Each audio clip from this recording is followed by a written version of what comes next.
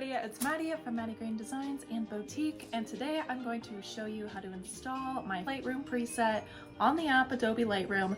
Super easy, and it's one of my most asked questions, so here we go. First thing you're going to need to do is purchase the preset. It's on my website. I have it available where you can just buy all 3 styles, or you could just choose the one you like. There's a cool one, a warm one, and one specifically for people. After you purchase, there will be a link that pops up and you can download it here, or you can go to your email and download it, and that's what we are going to do today. You go to the email and it says your download is ready. Click the link,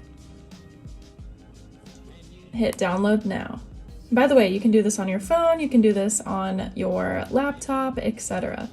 Okay, once you hit here, you're going to hit save to files. I like to hit on my iPad and then I just hit save. Saved to your files. You can click on it. I'll show you how to download the cool one. So you just click on it there, hit the share button, scroll all the way over here until you get to Lightroom. Tap Lightroom and hit launch Lightroom now.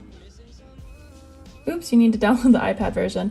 Normally you do this on your phone, but I wanted to do it on here so you can see it. To download the iPad version so I can show you how to download it, back to it. Just hit the share button, Lightroom, launch Lightroom now. Yay, we're here. Okay, so now we just go to the preset. It'll say DNG and it should look like this or another image. Literally all you have to do is tap the 3 dots, hit create preset. I'm gonna name this YouTube and save. There you go. Now if you want to edit a photo, here we'll do this like super old one of me at the lake.